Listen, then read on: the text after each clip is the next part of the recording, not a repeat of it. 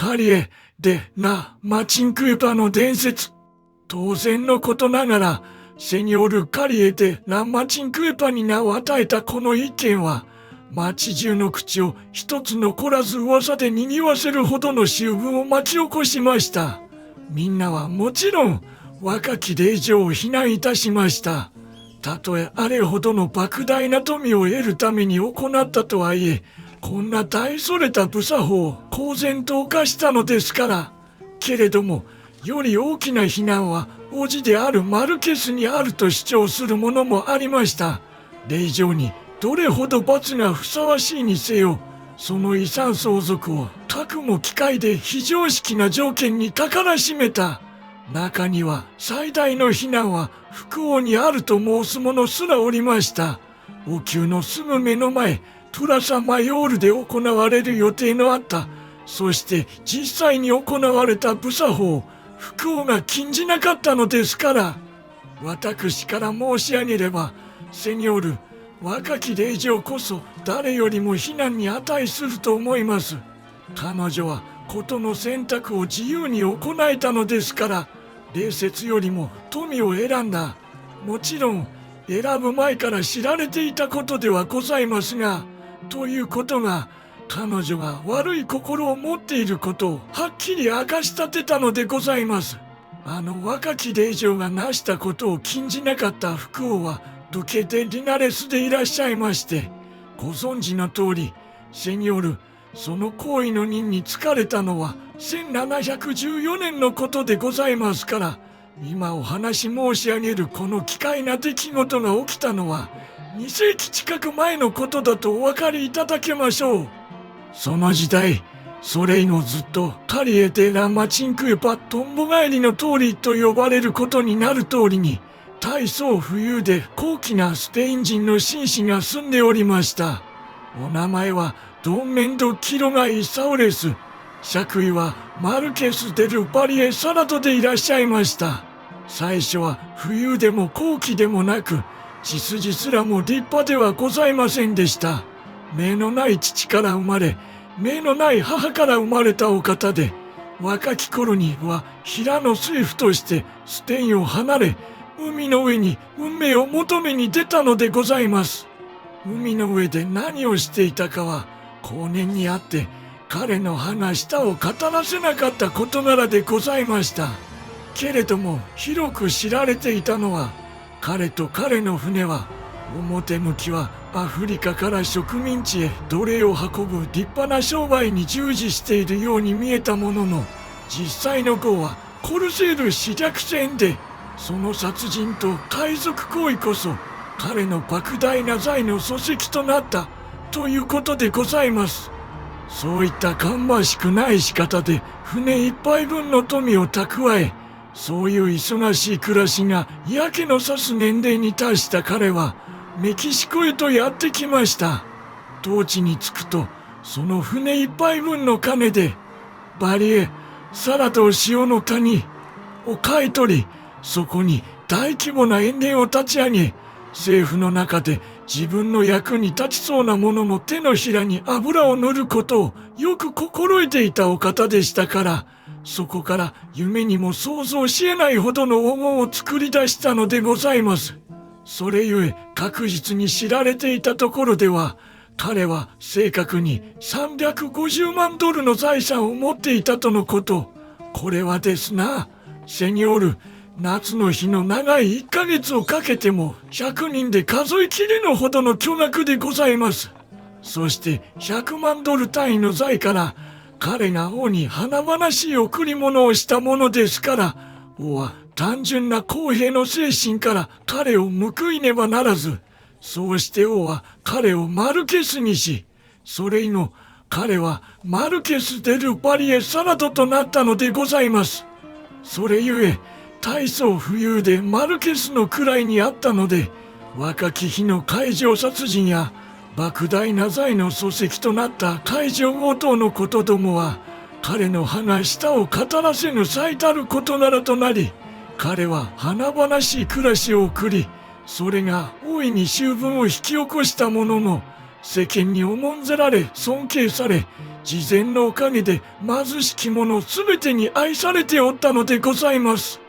おいがこの良き紳士に忍び寄り、セニョール、それとともに放埓な暮らしから来る病が増えてきますと、彼は世にあって孤独であることを自覚しました。お分かりでしょう。結婚の必要を全く感じなかったため、世話してくれる妻もなく、世話する義務のある子もなかったからでございます。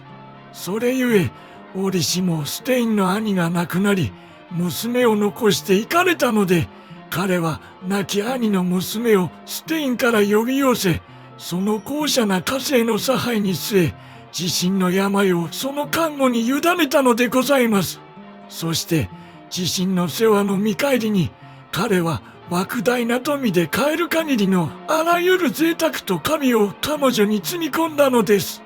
この若き令嬢のお名前は、セニョール・ドニャ・パス・デ・キロガと申されました。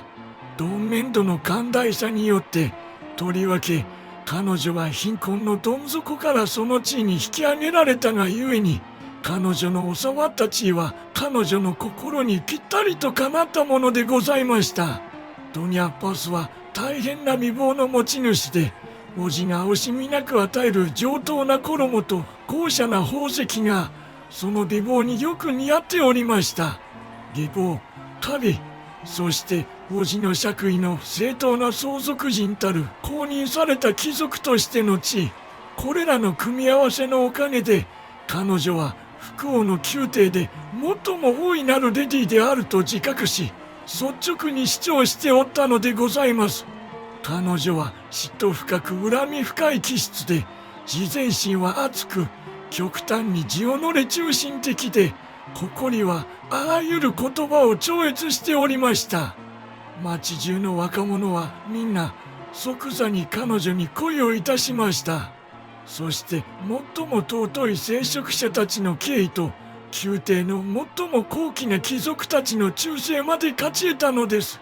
自尊心への鋭敏さが大層のお方でしたので、自宅の私的な場ですら、常に厳格な優雅さで振る舞い、人前では女王にふさわしいほどの厳粛な威厳を保って身を運んでおられたのでございます。けれどもこの若き令嬢は悪い心を持っておりました。セニョール、すでに申し上げた通りに、そして全てを彼女に与えた同面度に対して、彼女は全く良き振る舞いをいたしませんでした。彼の病に世話をするどころか、雇いの召使いにすっかり任せきり、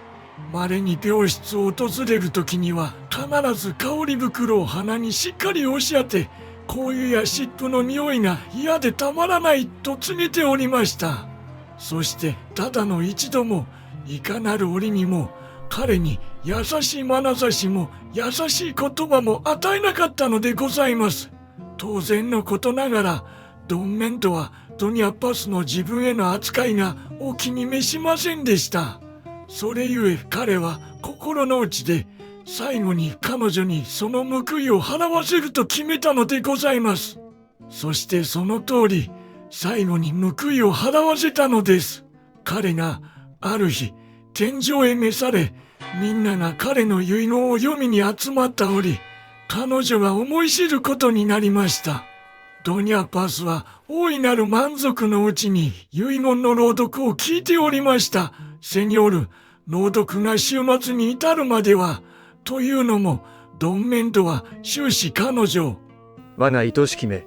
と呼んでおり、これは彼女を多少驚かせました。率直な言葉で、彼の350万ドルの全部が彼女のものとなると指示しておりましたから。けれども遺言の最後の最後に、彼女が偉大なる相続のうちトラコ一門ですら手にできるためには満たさねばならぬ条件が記されていたのです。そしてその条件はあまりに途方もなく、とりわけドニャ・パスが全ての行いにおいて厳格に優雅で自身の威厳を尊重するお方であったがゆえに、一層途方もないものに思え、その名を口にするだけで彼女は驚愕と恥辱に窒息しそうになったのでございます。そしてですな、セニョル・ドニャッパスがそのように感じたのは別段不思議なことではございません。なぜならドンメンドが遺言の最後に書いていたのはこうでございます。それゆえ我が愛しきメイパスに我が所有のすべてを残す。ただし彼女が今私が課す条件をきちんと履行する場合に限る。今私が課す条件はこうである。彼女は最も豪華な舞踏会の衣装を身につけ、最も華々しい宝石をつけ、開いた馬車に乗ってプラサンマヨーロに正午に行き、プラサンマヨーロに到着したらその真ん中まで歩いて行き、その真ん中で頭を地に下げ、そう低くしたままメキシコの庶民の間でマチンクエパと呼ばれる回転を行わねばならぬ。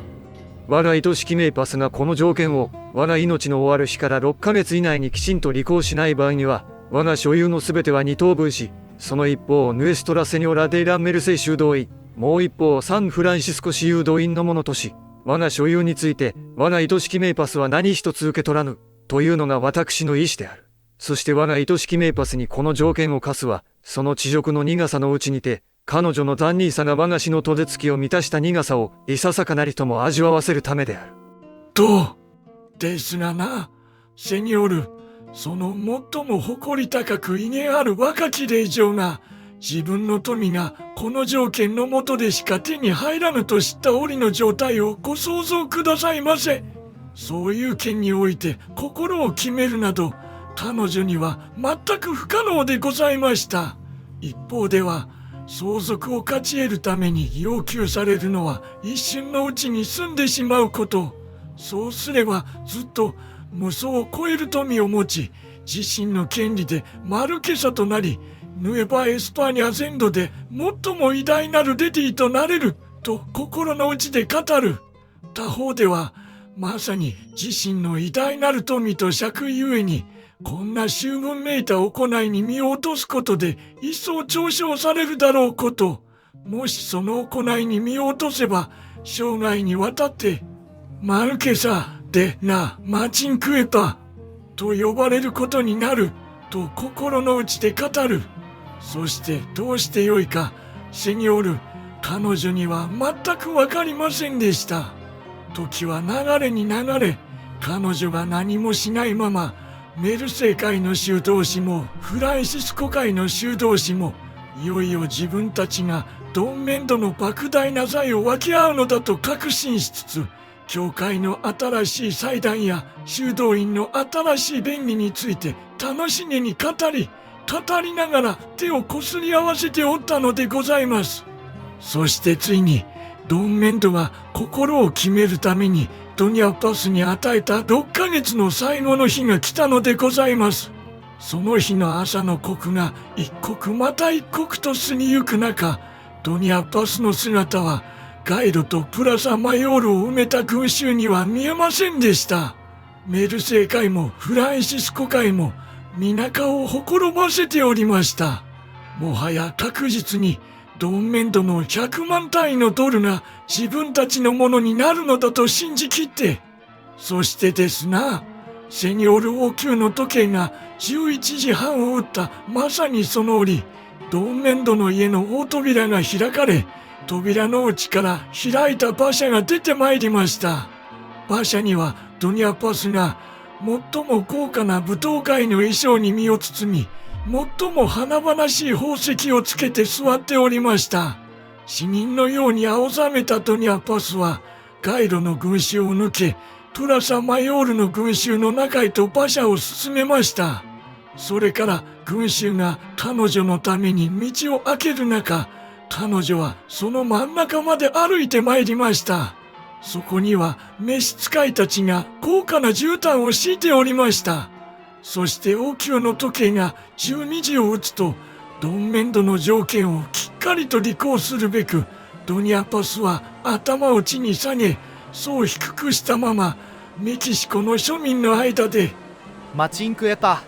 と呼ばれる回転をやってのけたのでございます。そうしてドニャパスはドンメンドの100万単位のドルを自分のものとしました。そしてドンメンドが意図していた彼女の魂に入り込ませようとした地辱の苦さが、まこと彼女の魂に入り込んだのでございます。彼女の残忍さが彼の死の年月を満たした苦さの当然の報いとして、この若き令嬢、富を得るために伝説を犠牲にした令嬢がそのとどうなったかは私は耳にしたことがございません。けれども確かなことに、彼女が住んでいた通りはたちまちとんぼ返りの通りと呼ばれるようになり、そしてこの奇怪な物語のあらゆる細部の正確な真実は、その通りが今もその名で呼ばれているという事実が明かし立てているのでございます。おそらくマチンクエパという言葉の意味は、セニョール・ドンメンドが遺言で記したようにメキシコの庶民の間で使われる言葉ですから、ご存じないかもしれません。きちんとしたスペイン語で申せば、サルト・モルタル、命がけの跳躍の意でして、けれどもそれ以上の意味を持っております。そしてまさにそういった大げさな宙返りこそ、群衆で埋まったプラサ・マヨールの真ん中で白昼正午に最も誇り高く、最も威厳あるドニャ・パスが演じてみせたものなのでございます。